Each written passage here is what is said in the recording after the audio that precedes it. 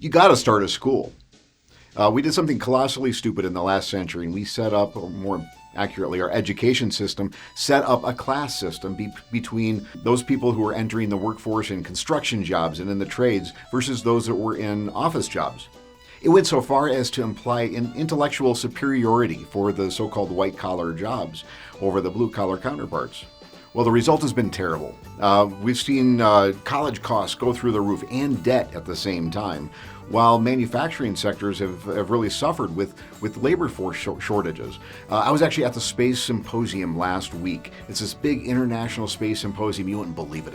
It's unreal. But I went around to all the manufacturers there, and I talked to them, and I asked them what the number one problem that they were running into in their business was. You know what it was?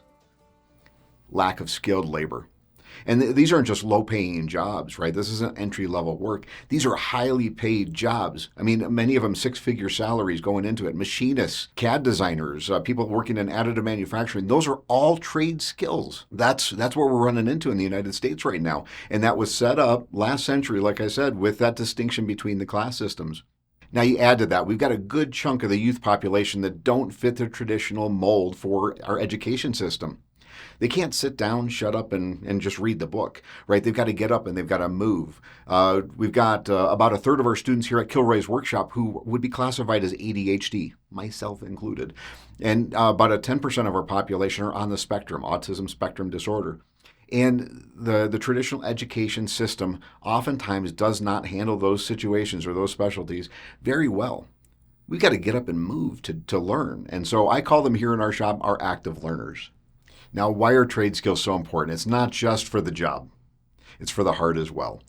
We have people who come into our shop who they're very content in their day job. It pays the bills. They might be doing some office work. They're doing things for their family to put food on the table. But they need an outlet as well. And so to be able to come in and use your creativity, we're all created as creators. Sometimes that gets trained out of us. That is what I'm talking about within here. So I've had kids who have come in here before where they were lost. They didn't fit into the mold of the public school system. And because we were here, because they were able to work with some of my instructors, not even just me directly, but my instructors, I get to teach them to teach. It literally turned their lives around. They found purpose and meaning, right? That's huge. Some of these kids, I've had a couple of them here where I know they were actually on suicide watch. This changed them completely. That's the heart that I'm talking about. Sorry. Now, people like Mike Rowe have done a great job of bringing attention to the lack of manufacturing education, trade skills, shop classes, industrial arts, whatever you want to call it, in our education system. But we need to bridge that gap because the public institutions are not very well equipped to handle that. One, they're targeting the wrong age group. It's not just high school on up. If somebody is ADHD, they're ADHD in elementary school. We need to actually speak to these kids sooner so that they can learn that really there is a path forward for them. We also need to start talking in terms of valid career choices that don't just include you need to go get an office job for a better life. These trade skills, these shop classes, these vocational classes are very important for the individual, not just for our manufacturing sector, but for in here. So we need to speak to that, and that's where you come in. Now, you have a skill that you want to share. Otherwise, you wouldn't be watching this video right now. You see the need. Maybe you're a fan of Mike Rowe yourself or some of the other home improvement shows or things like that talk about the trade skills.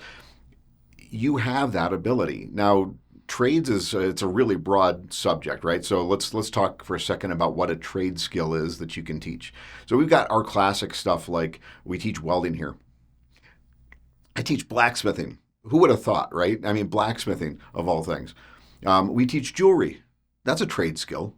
How about culinary stuff? You start a culinary school, that's a trade skill. There are so many different avenues. Today, additive manufacturing, commonly called 3D printing and CAD, those are trade skills as well. Do you know any of those? Would you like to start a school doing any of those? Because you don't even need to be the expert in the room in order to start a school. You need to have the passion for it, you need to have the heart for it, and you need to have the heart for the person who walks through the door because they're the one who matters, right? The skill will come. We'll teach that. You can hire people who actually have those specific skills. What you need is the heart for the individual. And that's what I'm focused on here. Now, if you're feeling some doubt about whether you can actually start and run a school like this or teach a class like this, that is totally and completely normal. I'd be actually afraid of it if you weren't. That's why we're here. Running Kilroy's was started to walk beside you. We've been through this. I started Kilroy's in 2013, and we had over 4,000 students take at least one class last year alone. It's been quite a ride, and I've learned a ton through the process. There was nobody to walk beside me through this as I was going through. So you can leverage my notes. I've got a ton of things, and running Kilroy's I'll talk to here in another video. Our focus is on you and getting you to focus on your students so that we can actually turn this thing around.